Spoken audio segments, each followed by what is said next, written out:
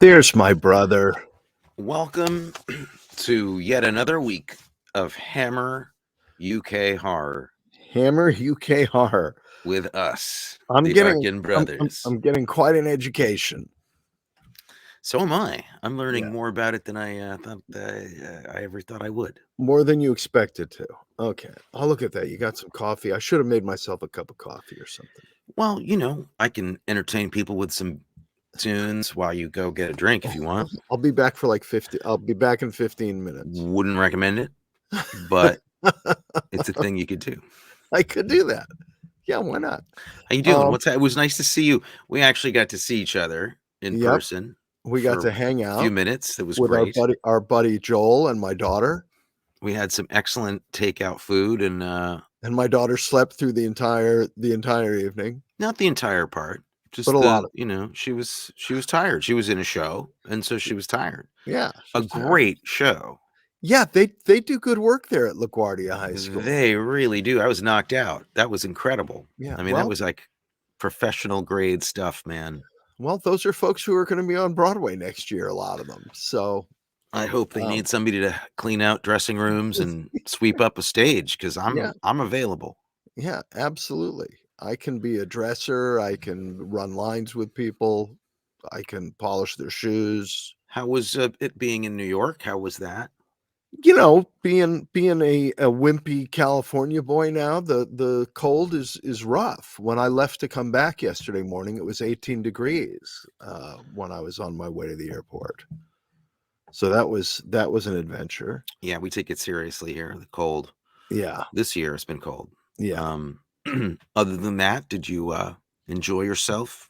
How was your flight?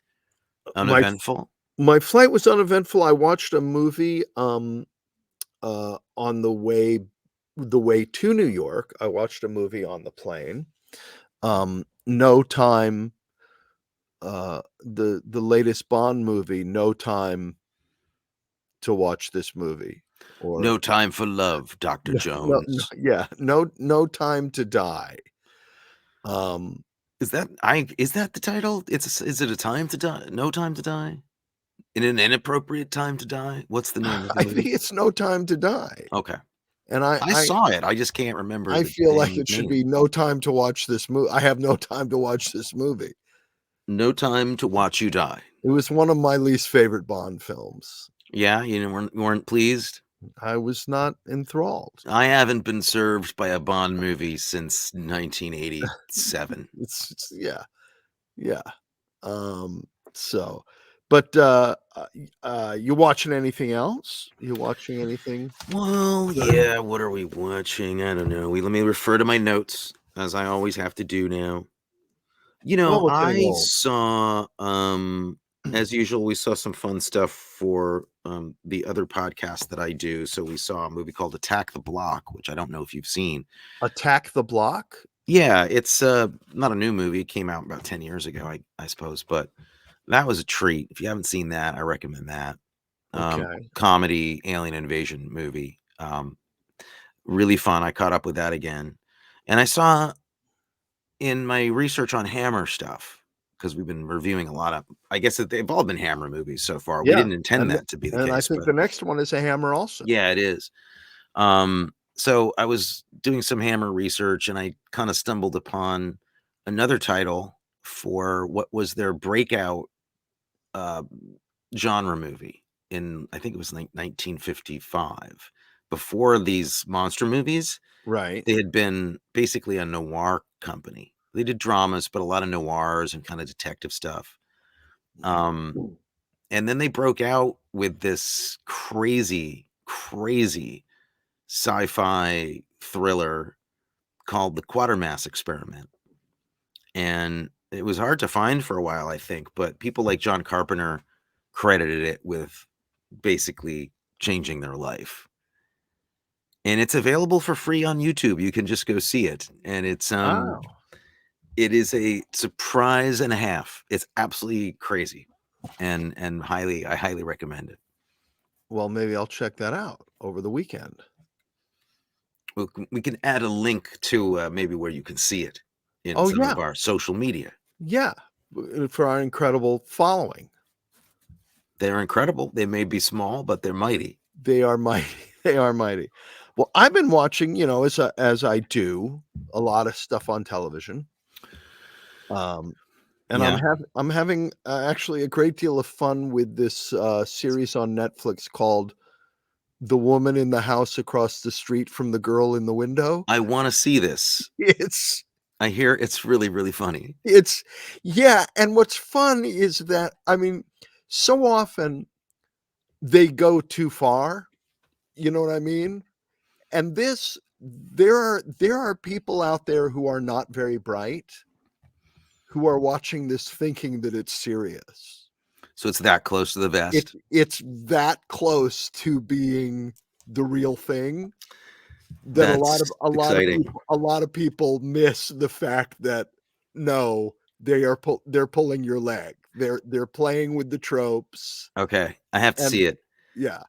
Um It's funny because I just saw at a happenstance, we just stumbled upon a movie called Fatal Instinct, which was a Carl Reiner movie from the 90s, which was also a riff on police Fatal cop Attraction, Fatal Attraction kind of sexy thrillers. Basic Instinct Yes. meets Fatal Attraction meets I'm Airplane. yes, I'm gonna guess that Carl Reiner's was a little broader than the one that you're talking about. Yeah, this Just one is gonna take a stab at that oh, and yeah. say, No, this one is totally not broad, so that if you weren't with it, you'd think, "Boy, this just isn't very good."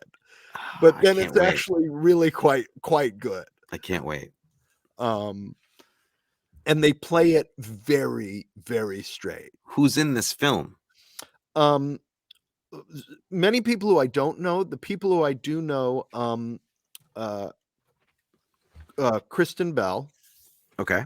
who I had the pleasure of working with for 17 minutes at 4 o'clock in the morning on the Veronica Mars movie, where by the last day of shooting, and by the time they got to my scene at 4 o'clock in the morning, they were like, hell, let's rip 2 pages out of this 2.5 page scene and get the hell out of here. So you became a glorified extra by the end of the Yeah, shoot, yeah. one shot. We did it like in two, 3 takes of one shot. Basically, me saying, "Yeah," and doing what I do 90% of the time, which is the doctor delivering the news. That's Right. what But I you don't mind, keep it simple. Let's get yeah, out of here. yeah. I gotta get some sleep. I got paid the same thing. Well, I hope she was pleasant to work with. It's hard to be pleasant at that time of night. She was actually, um, surprisingly, at that time of night, and to somebody with whom she was going to have about 17 minutes of interaction, incredibly pleasant and Mhm. welcoming and warm, which was very nice. And the other fellow who's in it is Michael Ealy, who I don't know if you know his work, but I do, I think, yeah. he's very good. Adam's worked with him on a couple of things, and he's quite good. Um, and then I'm very excited because I just saw that a new season of Unforgotten, a British cold case procedural series, Mhm. has dropped on Amazon Prime with the incredible Nicola Walker. Do you know her? No. Did you see I um saw the original called Remembered. did you watch River River? with Stellan Skarsgård No. as the You're cop? killing me here. You're totally killing me. I've seen none of this. Oh, you would dig River. Um with Stellan Skarsgård, the Well, father I of like Stellan Skarsgård. yeah, He's great. yeah, he's wonderful, and Nicola Walker really broke out. I mean, she didn't break out in that, but she is fantastic in that. And she's also wonderful in this with another wonderful actor, Sanjeev Bhaskar, or I'm not sure I'm pronouncing. Yeah, Sanjeev Bhaskar. They play partners, and it's quite a good show. Is this a UK Um, show? yeah, British show? uh, but the big news for the week is Wordle. Just so totally addicted to Wordle now. I hear it's not an app. It's not an it's not an app. I'm It's sorry. not I an thought app. it was an app. It's not an app. Um, And not only addicted to Wordle, but because you can only play Wordle once a day, I've started playing Dordle and Quordle, which are the same thing, but you can play them more often. It exercises the old noggin. Okay. Yeah. Okay. I'm gonna I'm gonna deny myself that pleasure. I have too many whizzing computer fizzbots going on in my life as it is. So I'm Whizzing gonna computer fizzbots. I'm just gonna ignore that one. And yeah, thank you though. Okay. I was sitting here getting really paranoid because we're not getting any comments. Nobody's. We're not this isn't yeah. No This isn't one and then I have reminded myself, oh, we're not live. So yeah, the only people we're boring right now just me are and you. ourselves. Yeah. 'Cause I'm boring you. I know that. And Yeah. yeah, no, we're not getting the usual deluge of interaction, of Yeah. texts and interaction. Yeah. Yeah. People, stop. We have to talk about the movie. We can't just chat with you all Yeah. night To long. clarify, this is the second show that we've had to do pre-recorded in a row. In a row. We've done one before Yeah. months ago, but we had to do 2 pre-recorded in a row, and we know how disappointed people get. Yeah. It's our whole vibe is different. It just as the stakes don't seem high enough. It's not going to be a very good show, but Well, we're we not thank you for terrified. We're not terrified no. Well, because it's live. it might as well be though because I know your editing skills aren't gonna. You can't cut any of this out when you air it. So might as well be live. I could cut things out, but I'm not gonna take the time. I'd If have I to said listen to the something show. career stopping right now, would you cut it out? For a career stopping for you? Yeah. No. For me, yes. Okay. No, I would. Of course, I Well, would cut clearly it this is out. a question of money. I could pay Well, you to here, do it. say If you do something it for say something career stopping right now.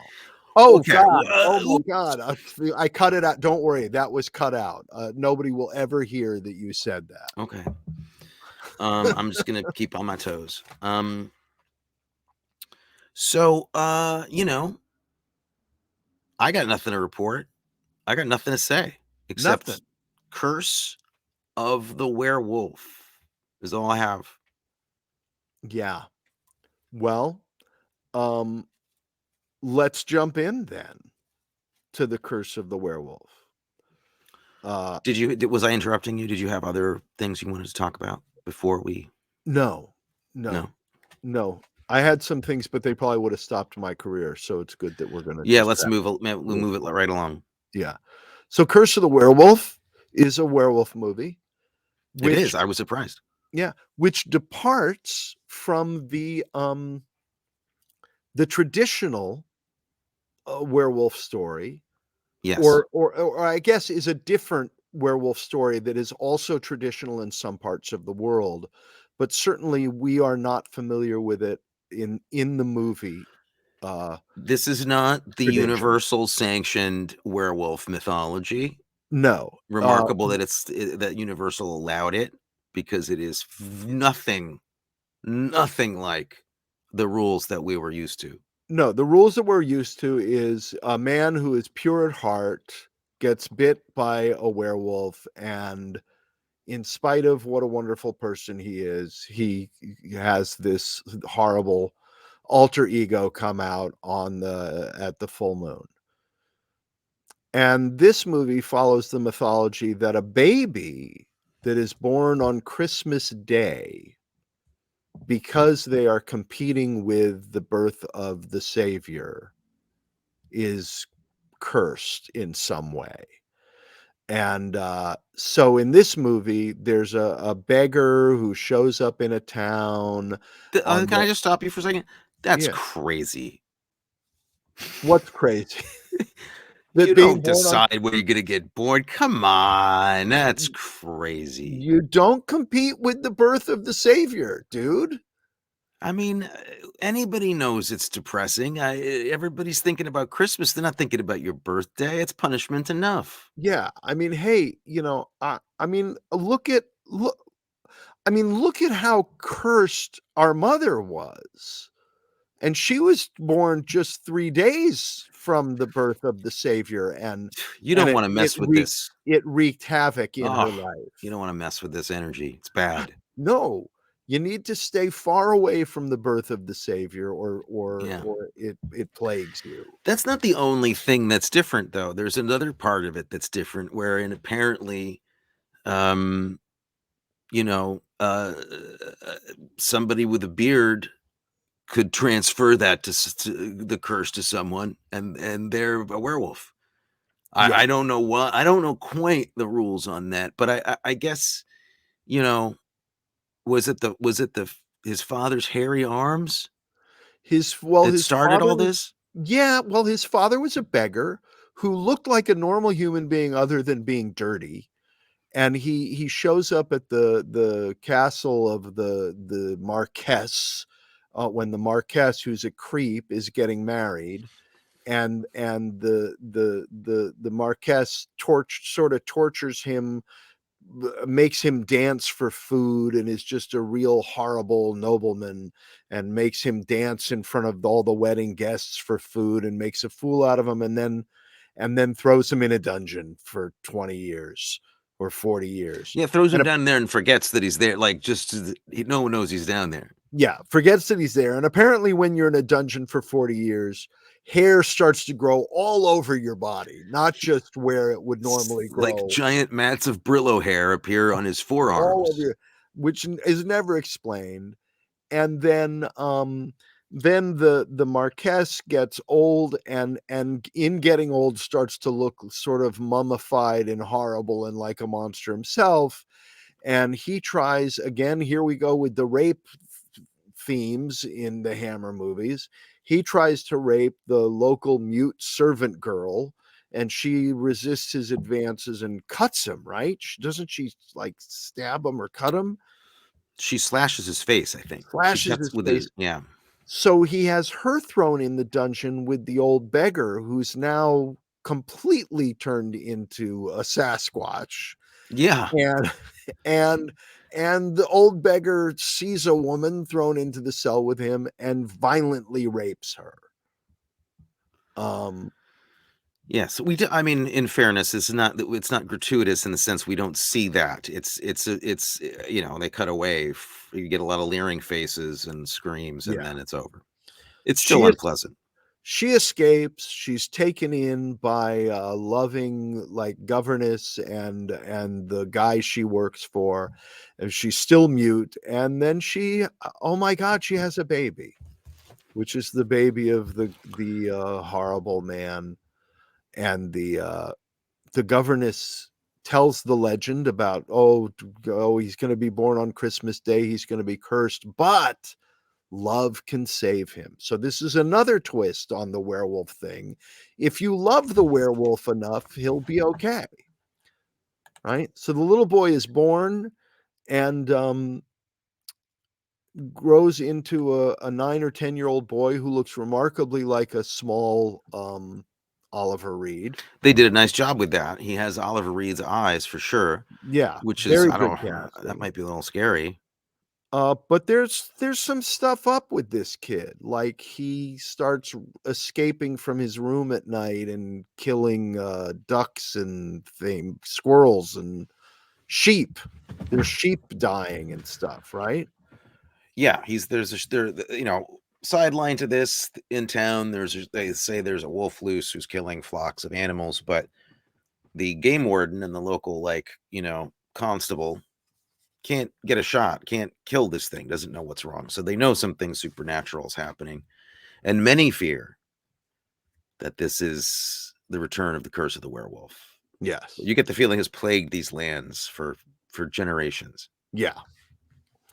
Um, and then he does get a shot off, and the little boy is shot, right? Probably the cleverest part of the movie.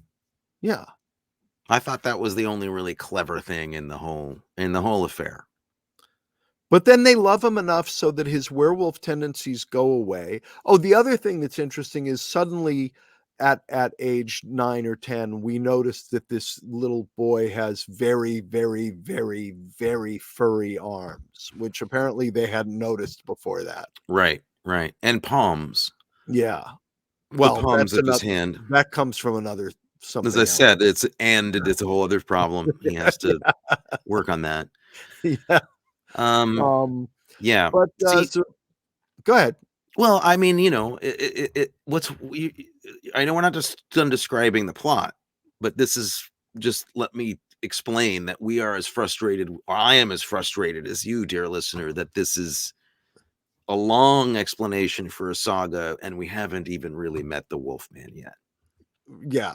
And that's probably my fault. I'm not doing a good No, you're summary. describing perfectly, I think, it's like they set out to make 1900 with the werewolf in it. Right. So then they love him enough, and the werewolfiness disappears. And now he's a young man, and he's going off to make his way in the world as a fully fledged Oliver Reed, 23 years old, and just gorgeous. Oh my gosh. Very few men were as beautiful as him early Yes, on. quite a specimen.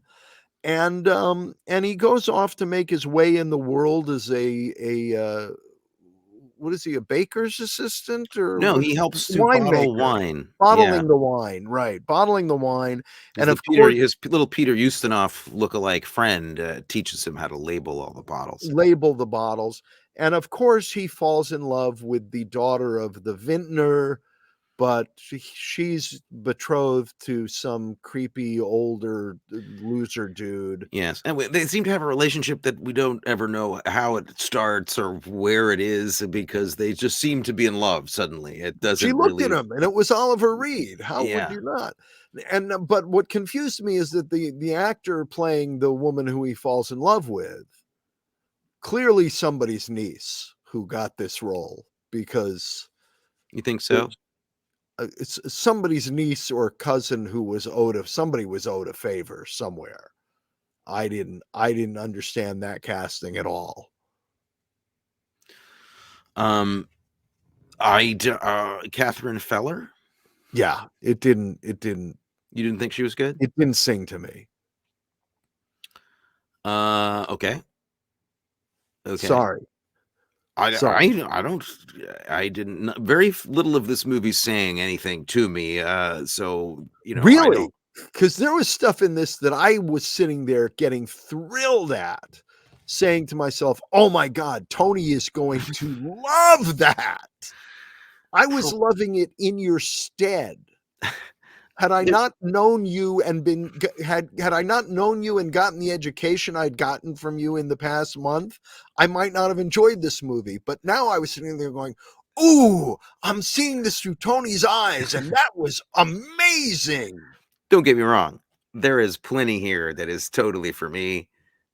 I like the second half more than the first half. Oh, I definitely. I found the setup to this to be kind of tedious. Whereas the other movies we've seen didn't really have any tedious sections to me. They were really kept a good clip going. This felt like they were setting this fairy tale and it took a long time to explain the story, and there was a really kind of dull narration that explained this kind of like fable-esque story, and I felt we were very much ahead of things for almost 40 minutes. Um, and I just felt the loss of Peter Cushing or Christopher Lee as a anchor to Yeah, it.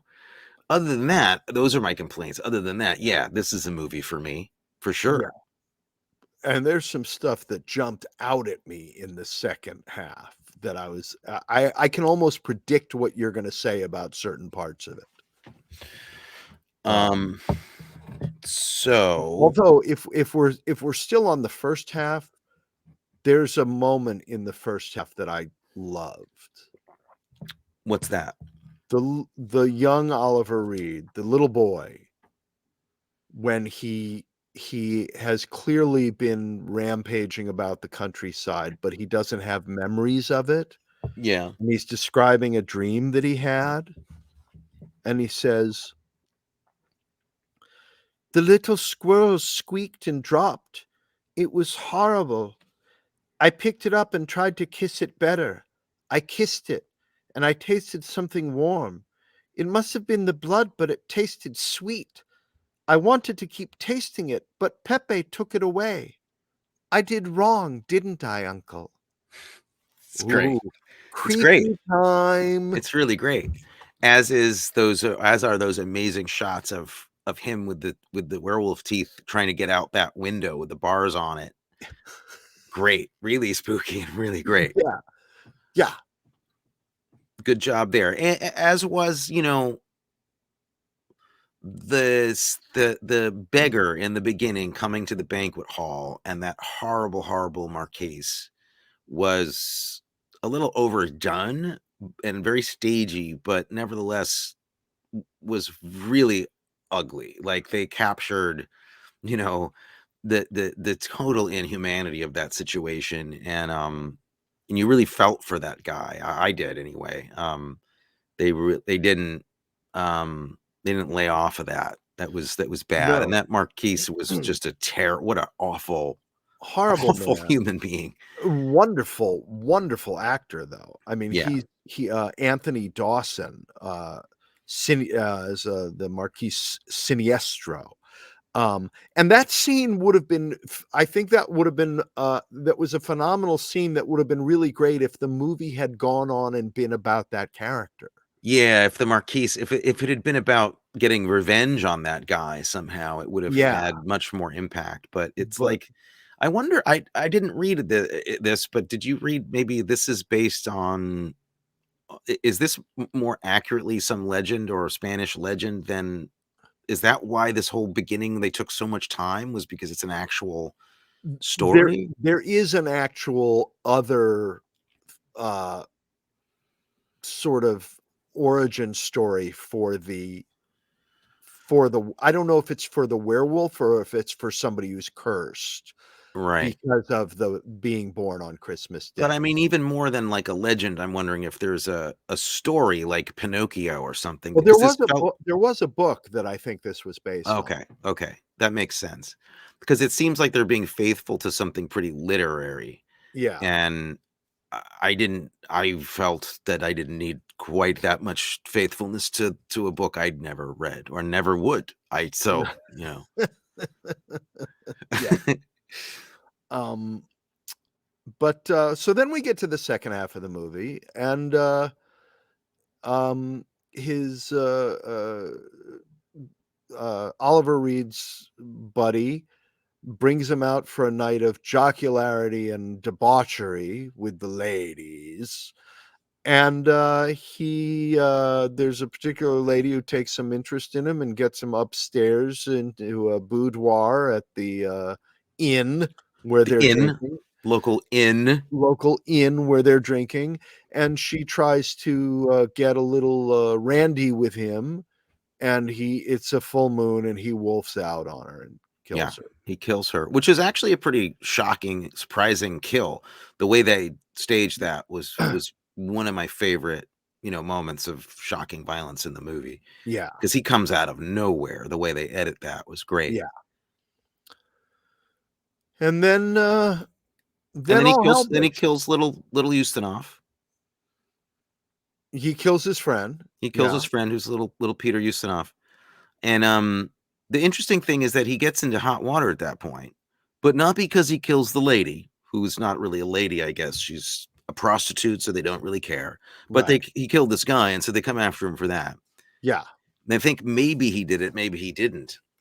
At which point he has what I would like to refer to as a Ringo Starr breakdown, where he takes a little walk, a sad walk, like a hard day's night, kind of, when he realizes he's a werewolf and he's sad about it. Well, wouldn't you be sad? Oh yeah, I think it was accurate. I'm just saying it was somehow like, Ringo's little soliloquies that he has, his little sidebars in those movies. Did you Anyway, he wanna takes start a a sad walk and he's just very narcissistic about it though. He seems more upset that he's a werewolf than that he killed his friend. If you know what I mean. Yeah. Well, but that's because his friend's suffering is over and Oliver Reed's suffering is just beginning. Okay. I think So really has more to do with it's about the folly of youth, or the narcissism and folly of youth. that's what the whole movie's about. Yes. Yes, like Romeo and Juliet. Yeah. Yeah. Romulus and Juliet, raised by The wolves, joke that 4 people, will get. no, sorry, 3. Actually, that was the wrong number. 3 people get that. It was pretty Um, good, though. I think that was pretty good. One of the things that I did appreciate about the slow beginning, though, was how they really were making what was probably the closest thing to a silent movie that we've seen so far from Hammer. They Yeah. were really relying on kind of like more looks and glances and shocked faces that looked like old silent movies than in Yeah. other ones. There was a lot of like rolling eyes and tongues coming out and stuff like that. And Well, speaking of shocked, rolling eyes and glances, let's just talk about the opening credits. probably the best thing about the movie, Yeah. Really, really disturbing and and really really evocative and strange, because he's also okay, it's an intense close up of just 2 eyes. Just the eyes. You don't see Yeah. nose, anything. It's that close. And they're But werewolf there's a eyes. lot of hair. They're werewolf. You see They're hair. definitely werewolf eyes. And excuse me, he's wearing contact lenses, the actor. They're bloodshot. And And goopy. They're kind of goopy and wet. he's crying. Yeah. These literally tears are streaming out of his Yeah. eyes. Well, they weren't very good contact Well, lenses, I probably, think. but what an amazing image, though, to have your tragic werewolf story start with these eyes that are crying, like sobbing. Yeah. Really weird and great. Very strange. And the long opening credits over Mhm. this locked down extreme close up. Yeah, it was like a Sam Fuller move. Yeah. Very good. Very weird. Very weird. And it got you sort of nauseous and upset before the movie even started. Yeah, because it's very claustrophobic, and and the eyes aren't messing around. Like, that's Oliver Reed. I'm assuming it was him and his eyes, whoever it was. If it Oh, was, and he's swinging for the fences. He's well, he's he's kind of like a werewolf on a pleasant Sunday afternoon. So, when he's going for it, watch out. We yeah, have some stories about that. We'll save that for later in the show. But as yeah. a teaser, Matthew and I happen to know for a fact he is a werewolf. He is a werewolf. Was a werewolf in real life, Oliver Reed. Yeah. Yeah. Um, Story to come. So are you done telling what this is? yeah, that's the story. Because what happens is what you think. Like, the townspeople get upset, and then they chase him, and he runs around, and they throw fire around, and it's the Yeah. big ending in a church bell tower. You get the idea. It's Yeah. classic stuff. Yeah.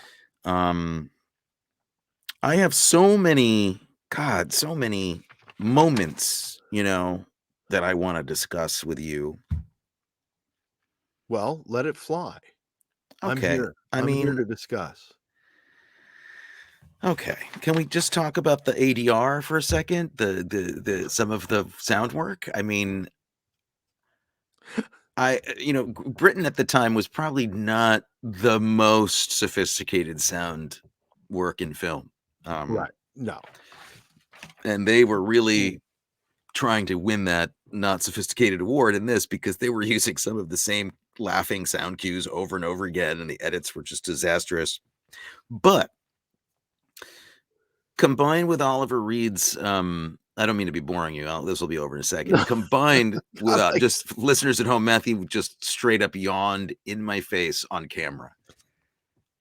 So you know what happened there.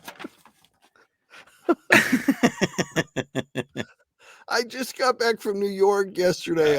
I was up for 24 hours yesterday. I understand. So I don't know how they could, Oliver Reed has a very whispery voice anyway. Like he's got this whisper thing strange. Like everything he says is kind of choked in a little bit. Yes. He always sounds like he's ADR'd, even if he's not. But then they had to ADR him, and then something about the whispering and the ADR literally made him sound like Popeye for several scenes. Like it's like muttering to himself and Well, stuff. Weird, really I do have weird. to say that they're the wolf sounds to me, I think, are exactly the same sounds that Ray Purchase makes when he and Stephen Toast are dubbing the Yes, German gay porn film, yes, I think and you're correct. they tell Ray Purchase to wild track some kissing sounds, and Ray Purchase just goes, yeah, It's just terrifying. It's so and wrong. that's what some of the Yeah. wolf sounds sounded Well, like. they opted, I think, not to actually use any wolf sounds at all. They just had Oliver Reed growling and grunting. Yeah, It was yeah. clearly just him just But I making think some noises. of it, I think the way they went about it was they probably had some very big steamer trunks filled with rocks. And they said, Oliver, here, try to move these steamer trunks and we'll try to move these steamer trunks filled with rocks and we'll Yeah, record the sounds you make when it you was do that. more grunting than Yeah, anything else. yeah. Um, I also found he lacked motivation. Didn't seem like there was any urgency to any of his situation, but that's my own thing. I Well, like I like a werewolf that's end, under a little pressure. You at know, the end, there was some he's urgency. just kind of avoiding stuff. Running away from things, but he didn't have a plan.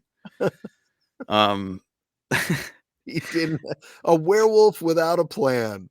yeah, I mean, God, what is there but just these weird little moments? What is there? It's hardly There's the stop motion of the teddy bear paws when he's turning into the werewolf. the worst makeup so far Yeah, is in I mean, both some of the best makeup because the werewolf itself, very well done. I thought yeah. the makeup for him was great. In fact, very, very good. Well, and I think that when we look at this werewolf that Oliver Reed plays, and we look at the Larry Cohen werewolf that our brother played in Full Moon High, I think Larry Cohen watched this movie. Oh, definitely. He definitely did. I mean, you know what?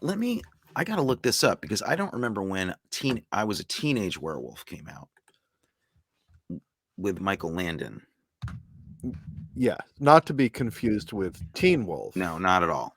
with Michael J. Fox. This all started a lot earlier. I was a teenage werewolf came out in 1957, and this was before Curse of the Werewolf. So, this was I think a pretty popular movie. His greaser style, kind of like Ducktail werewolf Yeah, vibe. yeah, I think they referenced in this movie, and then that took off and became like a template for yeah. it. Sort He of a hip werewolf. definitely like Oliver Reed. What else would he be but a kind of a swinging London werewolf? Yeah. And he really is. He He could looks have been great. one of the Fab Four. However, the shot of his hands, the transformation shot, they save just for his hands, and it's the worst It's not. transformation It looks shot you've like they're ever turning seen. into a teddy bear. He's turning into a teddy bear. It looks like one of those potted things that grows moss out of it. Yeah,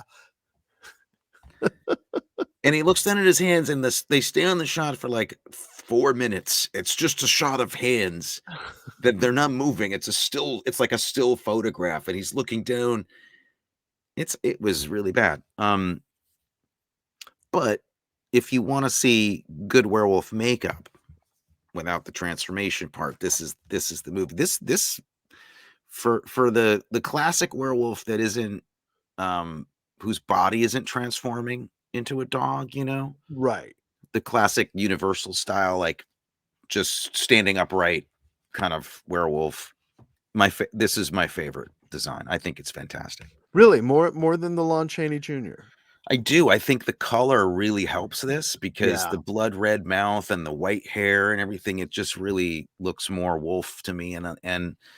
And as much as I like Lon Chaney, we've talked about that plenty on this show, or Lon Chaney Jr. Uh, Oliver Reed is really frightening. Like he inhabits this thing as in a way that's a little more viscerally terrifying than than Lon Chaney Jr., who Yes. always just looks a little bit depressed, like he's asking for a sandwich or help. You know, Okay. All right. So give us some other moments that stood out for you. okay, well, I love scenes where people have to fortify their homes for either an invasion or to keep somebody in. So they nail things to the thing, the boards to a wall, they put beds in front of stuff. But this guy, basically the stepdad of the werewolf, played by our beloved inspector from last week, in a less finely tuned performance as the befuddled father. Um, he puts in, he gets like, I guess he orders like one of those steel shutter things from Amazon, and he's trying to put it in his window, Yeah. and there's just a shot where this is just a property master thing. This is a complaint.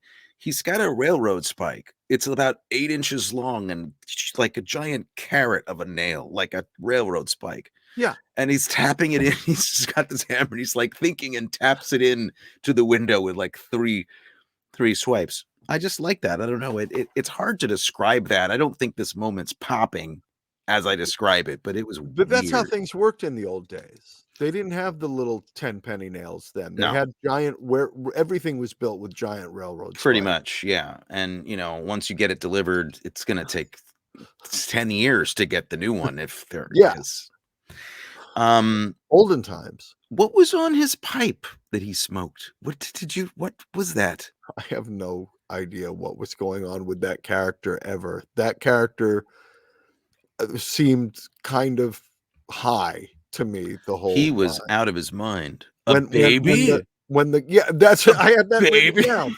I have written down a baby with a stupid look on his face. That's in my It's notes. the longest take. She says, "Oh, I think she's gonna have a baby," and then the A camera like zooms into him, and he stops, and baby? he goes, "A baby," and he turns again, and he goes, "A baby?" Like he doesn't even know what a baby means. Where do those come from? What Really is this crazy. baby? I have to say, I think his work was better in Curse of Frankenstein. Yes. Yes. He seemed confused. Um, I really did like the insane priest who we meet, and he says like, "Well, of course, demons can inhabit your legs when it's Thursday," and you're like, "What?" Yeah. That explanation of like just everybody knows, Of right, that course, this can happen. Yeah. it's Spain. Come on, Also, Dennis Shaw as the jailer. The jailer was pretty spectacular. pretty great, pretty great. As was his final jail companion, who has my favorite line. There's like a little scene where he's just sitting in there. He goes, Oliver Reed's shoved into yet another jail cell, and there's yet another old timer in there who's been in the jail for 30 years. And they just have this little moment, and it's a wide shot. You can see out the window. The moon is coming up, like the The moon's sun's coming. red and everything. Yes. And there's this little pause, and the old guy looks up and he goes, "It's getting dark." That's the whole scene. It's like, yeah, I could see that. It's getting dark. Yes. And then later they cut back to him and he goes, "It's a beautiful night." I like that character. In fact, I think that was me. Oh, I have it down that I was the old man in the prison. Oh, really? Oh, Yeah. no. No, I know who you are. Who am I? Who do you think I am? You're the game warden who can't get a shot off at that werewolf and can't understand why. Oh, okay. All right. Because he knows he hit it, but they're telling him no. I think that was the part you'd play. I had two choices for you. His friend, his jolly friend. The Peter Ustinov part? Yeah. Okay. Or more likely the priest who's explaining things like I could see that. very Stavros character. I could Well, I could see yeah, that. Yeah, yeah. I could. I think. Did I have a second call for me? I don't know. No, I guess I felt that I was the guy in jail. You were the guy in Oh jail. no, I Okay. know who I have my first choice.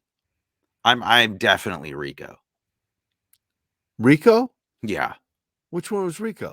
the suitor, the rich foppish suitor. Oh, okay. I I love that guy. Yeah. Did you do any recasting for this movie? I sure did. All right, let's hear it. Um, I only have 3 people recast. oh, I've got like 8 people done here All today. right. First of all, let me ask you first. How would you would you watch this movie as a double bill? If so, what double bill? How would you see it? 2 choices to watch with it. As a double feature, I thought, maybe American Werewolf in London, Okay. or and this will tip something that I was gonna talk about later about the ending of the movie, to watch it with The Hunchback of Notre Dame. Oh, with the bell tower and the bells and stuff.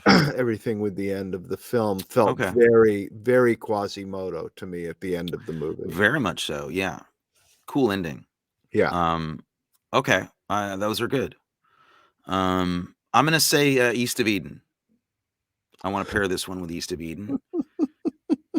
Um, maybe Rebel Without a Cause, but I'm thinking East of Eden is even more direct line. There's something about his level of torment that I think Oliver Reed was trying to do. There was like a, you know, that connection between like the '50s greaser thing and the British New Wave cool guys that Oliver Reed was, and I think I they were trying to do kind of a Douglas Sirk thing with his torment as a young teenager in this movie. Yeah, I So would have liked to have seen the werewolf looking at his father saying, "You're tearing me apart!" yeah, he almost has that moment. You feel like it could be at any second.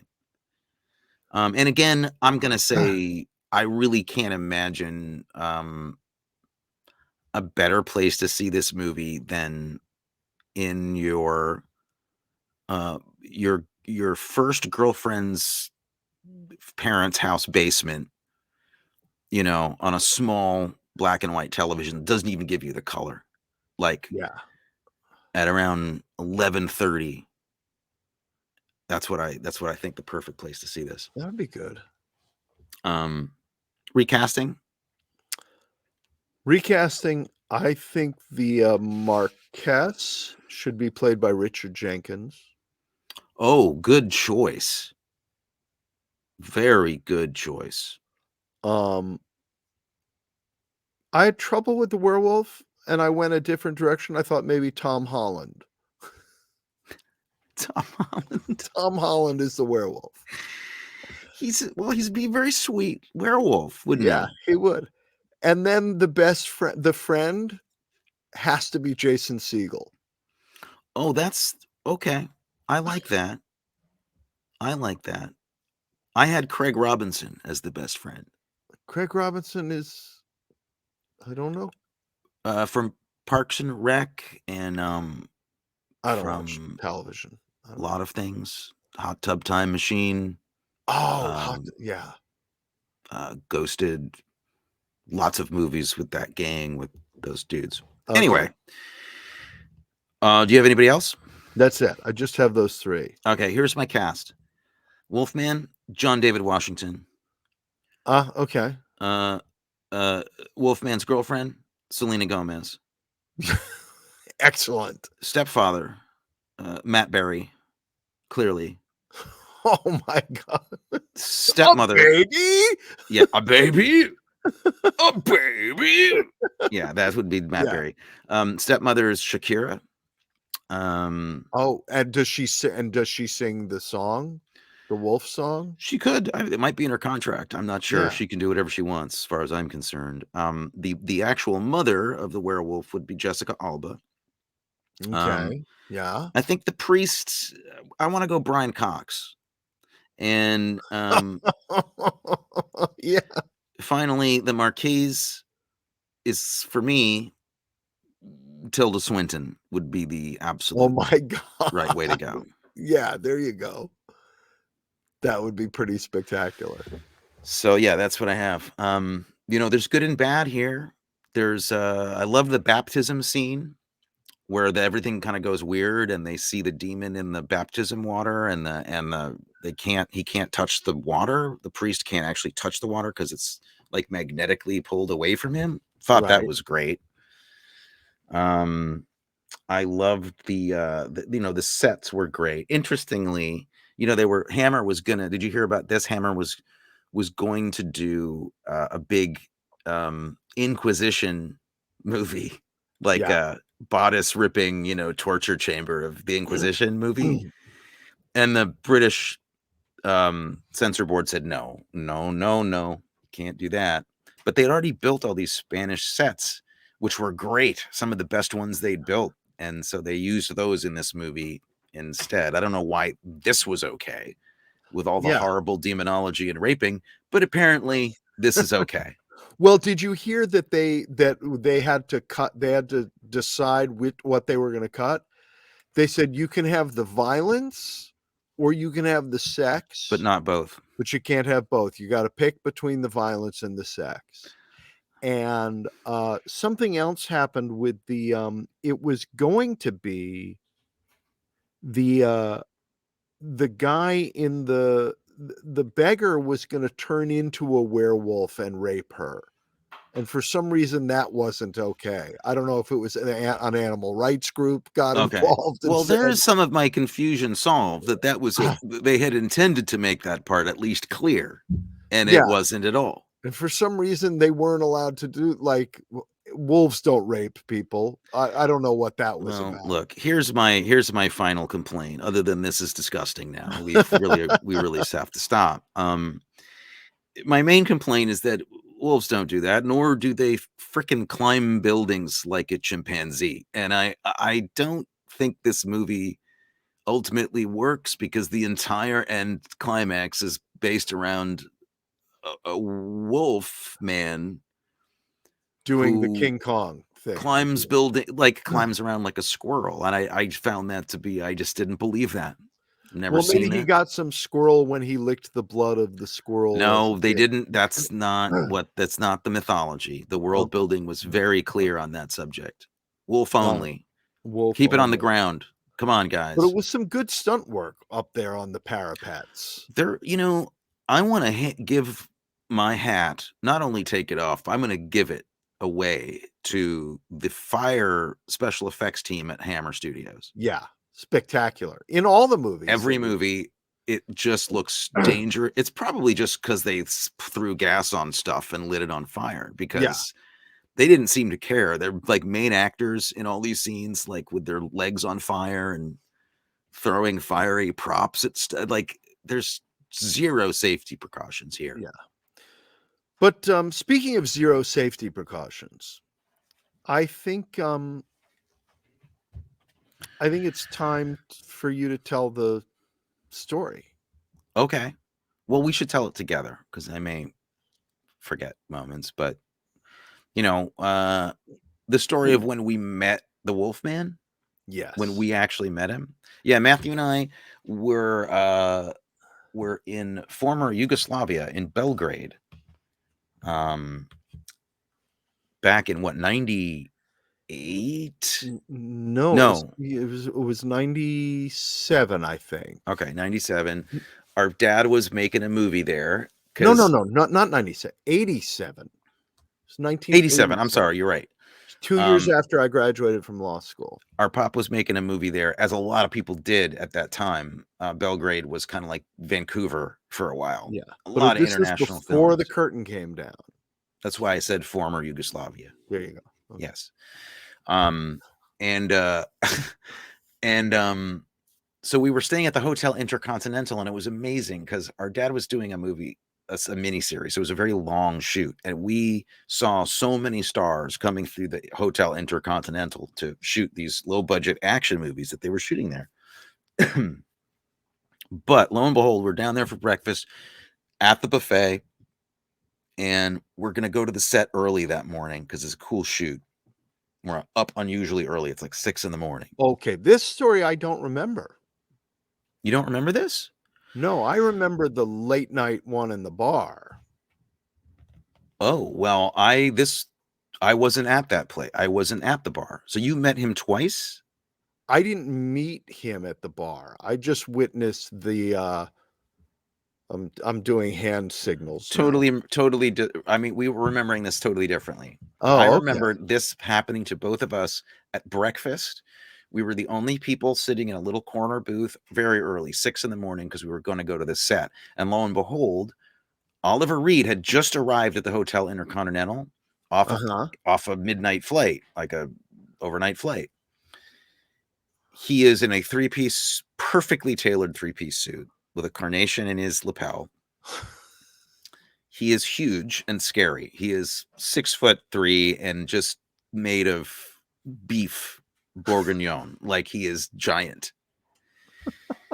And he's sitting eating his breakfast, and he's got his second bottle of champagne chilling in a thing right next to his table. He's had one already. He's drunk off his behind, eating poached eggs, and we're sitting near him, like a table away. So it's actually awkward not to kind of interact a little bit because we're the only people there. Right. And I remember it got gruntingly hello, hi, and then he started talking to us, and we didn't want that to happen anymore, and we left. That's what I remember. Do you remember what he said? I remember he told us about his rhinoceros, his pet rhinoceros, and that he also and then he started to say a thing to us apropos of nothing as far as I could tell. Please tell us what he said to us.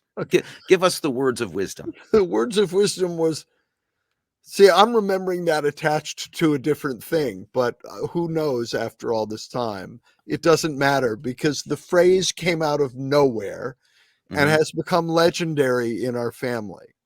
So whether it happened at 2 o'clock in the morning in the bar, the way I remember it, or at the breakfast table, the way you remember it, we do both remember that he was plastered. Oh, yeah. And out of nowhere called everybody to attention to hear this important thing that he had to say. And once he had everybody's attention, he said, everybody, and everybody's looking at him. And then he says, he holds up his hand and he says, the hand. And then he clasped his chest and he said, the heart. Bananas. Yeah. Yep. So that has become our battle cry. Yeah. In the Arkin family is the hand, the heart, bananas. Yes. That got us nervous, and then things took a turn for the worse. He started to say some offensive things, and we left. Yeah. But we got to meet Porthos or Athos or whichever one he was. Aramis, wasn't it? No, Aramis was Frank Finlay. Oh. No, it was Richard Chamberlain. The pretty one was Richard Chamberlain. Well, I've always been completely fascinated by Oliver Reed, and I realized today, or watching this movie actually last night, who he is. Do you know who Oliver Reed is? He's Oliver Reed. He is definitely the British William Shatner. Oh my God. But scarier. Well, yes, definitely scarier. But I mean, like, in terms of acting style, timing, the kind of acting he did and was famous for, I really feel that they had the same acting teacher. Like, they definitely come from the same place. The hand, the heart, bananas. Madman. So, so that's Hey, the Curse of the Werewolf. It's a well-made movie. It's fancy. It's got a lot of beautiful sets and effects and good werewolf in it. There's some excitement. There's some really boring parts of it. And all in all, I gotta say, probably, I mean, I liked it. I like all these movies.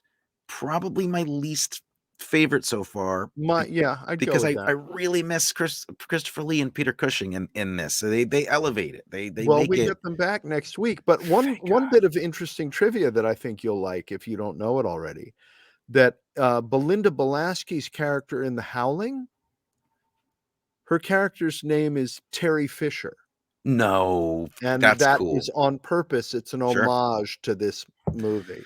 Sure. Well, the Um, Joe Dante, big time fan of all this stuff, yeah. that's for sure. So Terry Fisher, who's directed everything we've seen. yeah. And next week, we're seeing, Arnold Schwarzenegger and Danny DeVito in Twins, directed by, Different. Oh, Ivan what do you, Reitman, which is sad that he passed away. Ivan Reitman, who gave us Ghostbusters. this is a different film. I'm sorry, you were mistaken. That's not We're not. It's different. not Twins. No, Matthew, we're still doing UK horror next week. Oh, Twins of Evil. Twins Sorry, I of got to yes. Evil. Which brings back Peter Cushing Thank goodness. in 1971's Twins of Evil and the lovely Mary and Madeline Collinson as the eponymous twins. Or are they? Oh, really? Huh. Oh, I haven't seen the movie yet, so I don't know. Are they? We will find out. We'll find out. Well, I'm only suggesting if that is what the title is actually referring to. Twins? Again, we will have to table this conversation until next week. Until next week. Okay. Well, so please join us next week for the twins, or maybe not, of evil. Oh, twins. Just not what you okay, we'll get there. We'll talk about it. Oh, not lovely? Okay, Excuse me? No, I'm sorry. No, we all apologize. We both apologize. Okay. We will talk about Twins of Evil next week. Indeed. Enjoy.